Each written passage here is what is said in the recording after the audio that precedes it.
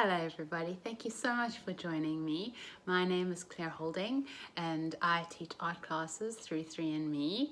I am so excited to teach the bouquet on wood craft to you today. It is such a fun one to do. I wish I could teach you in person. I really miss seeing you.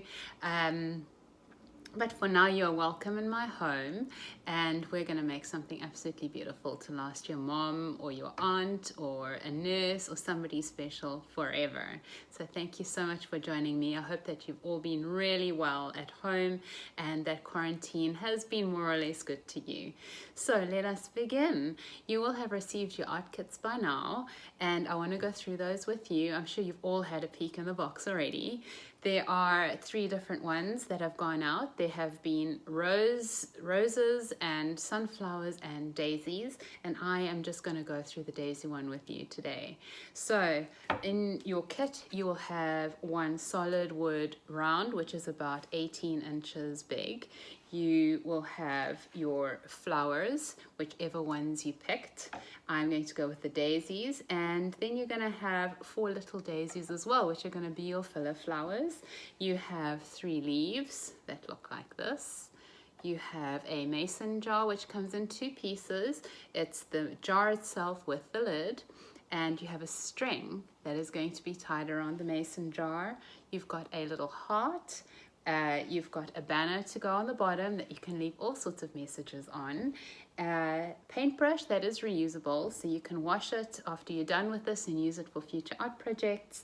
You have a wedge, which is also going to be used for coloring, that can also be washed and reused, or you can apply makeup with it.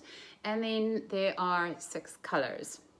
You've got the brown stain, black, white, red, yellow, and green, and those colors can also be mixed if you would like to make anything in between, like if you would like to make orange, or you can add white to a color to make it lighter, or black to make it darker. So there are so many options here.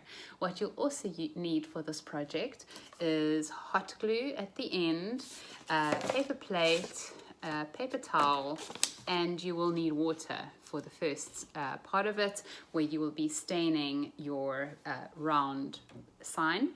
There are other options as well that I wanted to run through with you. Please check out the bar above this video. It has all sorts of details on it as to be comfortable, get a snack, and also in case there are some colors that are not included in the kit, you can mix them yourselves or you can use alternatives. So just take a look there, just briefly. These are the colors in acrylic. You're welcome to buy others at the shop or use any that you have at home. I also tried some different bits and pieces around the house, was going through all my kids' backpacks and used crayon on the same material, and look how beautiful the crayon turns out, really nice and colorful, and now you have a use for them.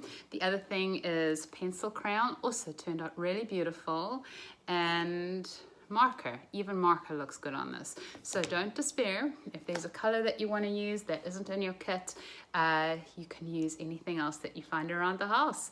And otherwise, give me a call or text me or email me if you have any questions. So let's get comfortable and let's get started. Okay, for the first part of this, we are going to stain our wood round. Now, we're going to use acrylic paint for this. We're not going to use a oil-based stain, purely because if you mess it on the carpet, it will be an awful mess.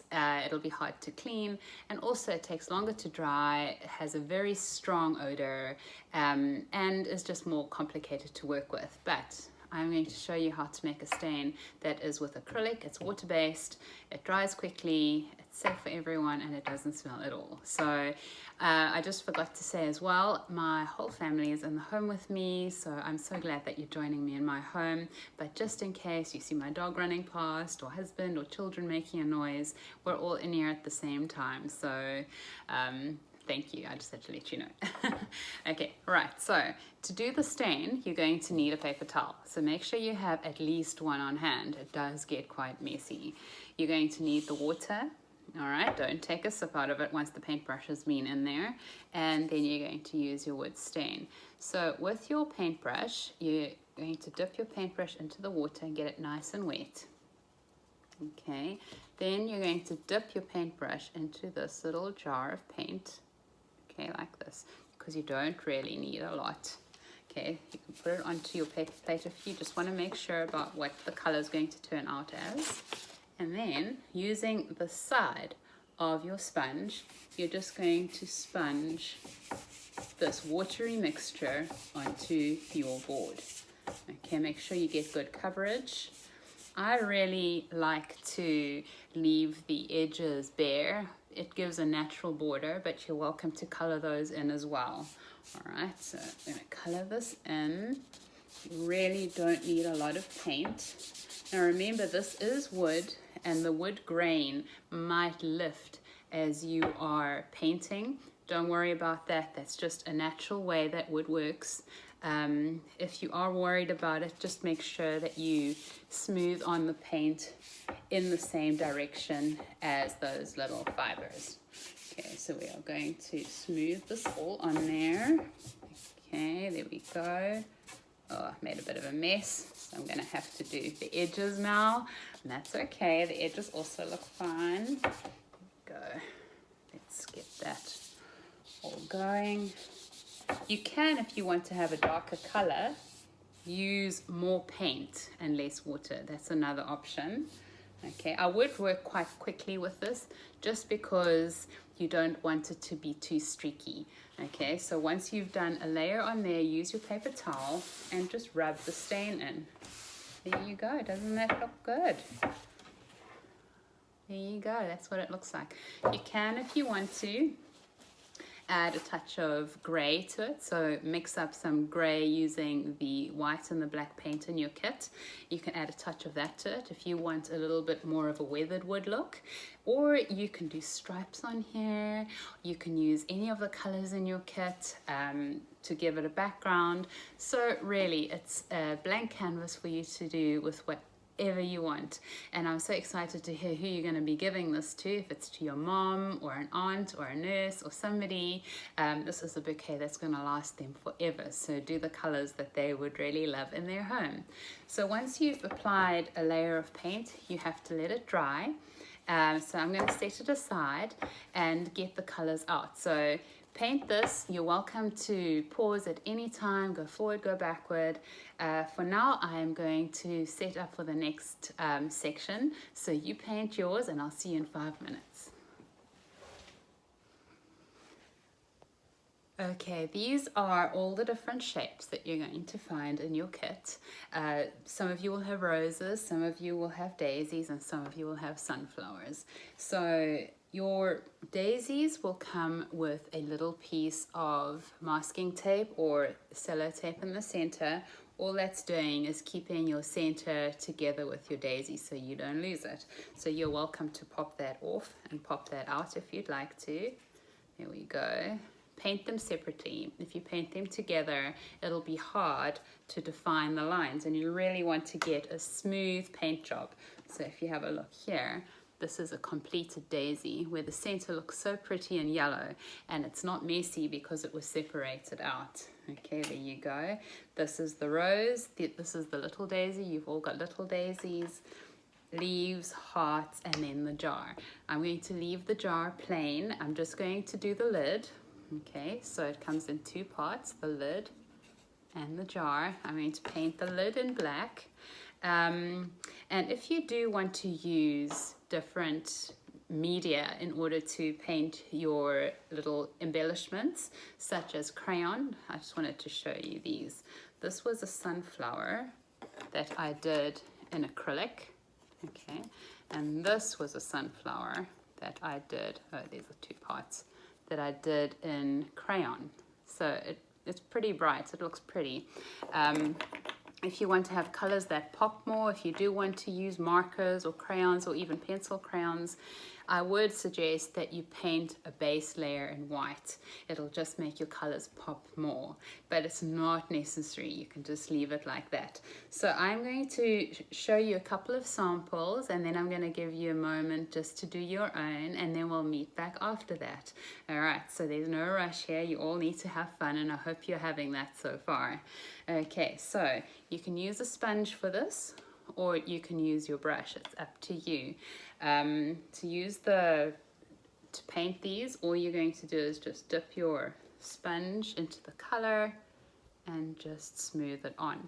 I quite like using these little wedges just because you don't use too much paint and it doesn't run all over the edges. You want to keep your edges clean because it gives such a nice dimension with the burnt edges. Right, so just use a little bit of paint. Don't use too much. You don't want it to drip.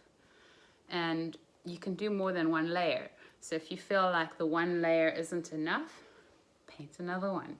You can do as many layers as you want. And if you want to do paint effects on there, you can do that too. You can do little dots on your daisy. You can make it look interesting. You can do stripes. Whatever you want to do. This is your project. There's no right or wrong. Okay, so that's that part of the daisy done. I'm going to do the center in yellow, but I wanted to show you how it turns out if I use a crayon.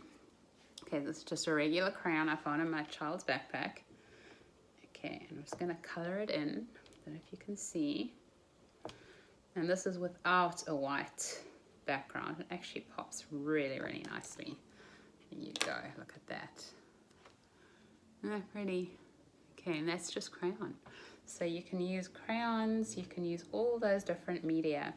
The leaves, let's do a leaf so you see how that works. Now, if you want to have more of a color dimension, you can add a little bit of white to it as well. So I'm just going to use the same sponge. Now make sure that you've done everything that needs to be done in white or blue or green or whatever color you want to do it, and then move on to the next color. Otherwise you're going to have too much color mixing.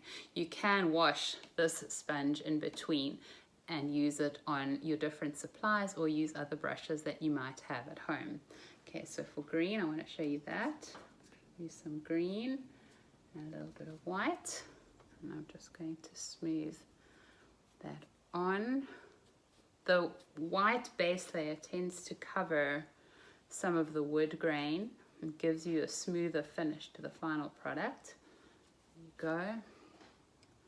There's the green. Okay, there we go.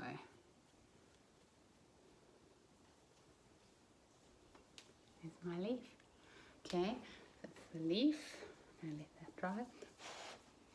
Okay, let me show you the heart. I'm just going to use my sponge. I'm going to flip it over. I want my heart to be a little bit of ombre. So maybe starting off with a little bit of a darker red and going lighter. So I'm going to use plain red. That's in your kit. Just going to smooth it on. And I'm just using the corner of the sponge, you see, so I can use the other corner for a different color. So I'm going to smooth on some red. Okay, and then what I'm going to do is I'm going to put it into a little bit of white, okay, and make pink.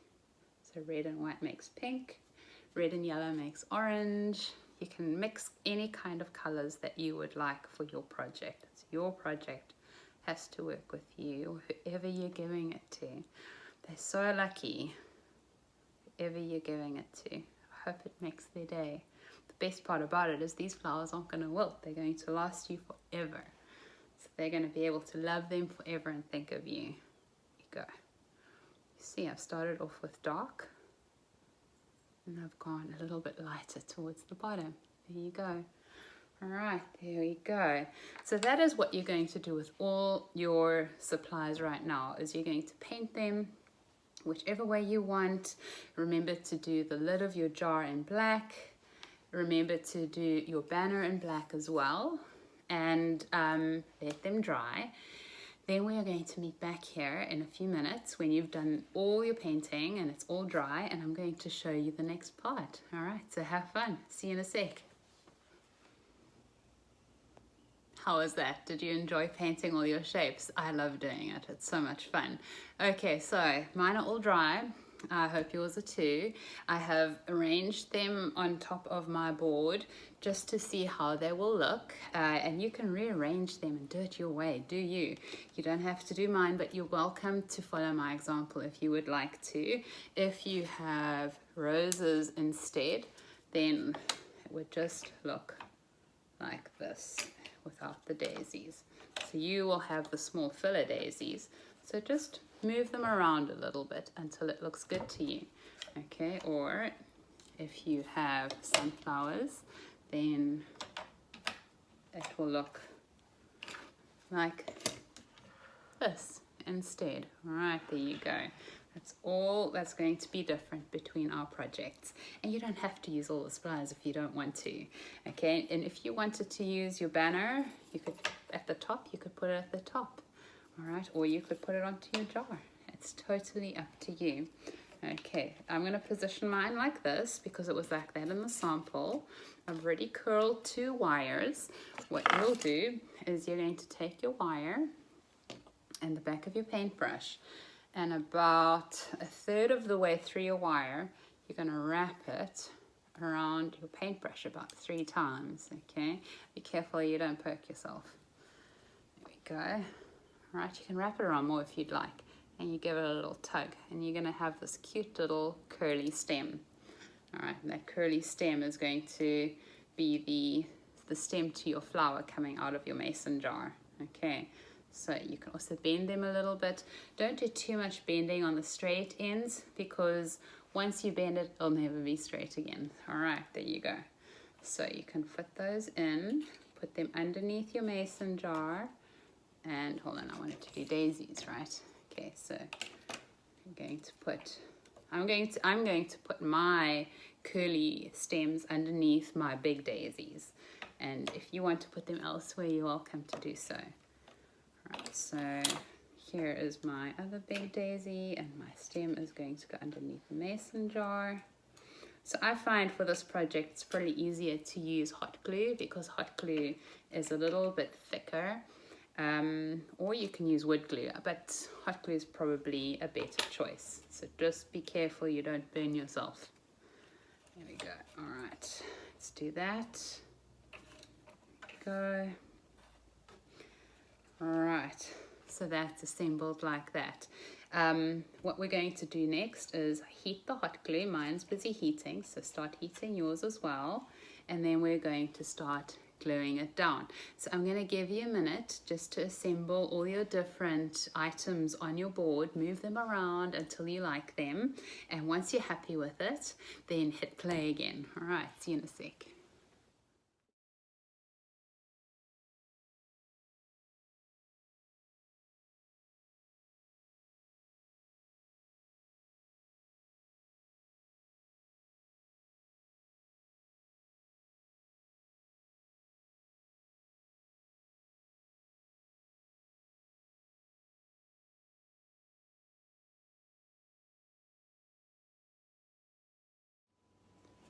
Okay, do you like your positioning?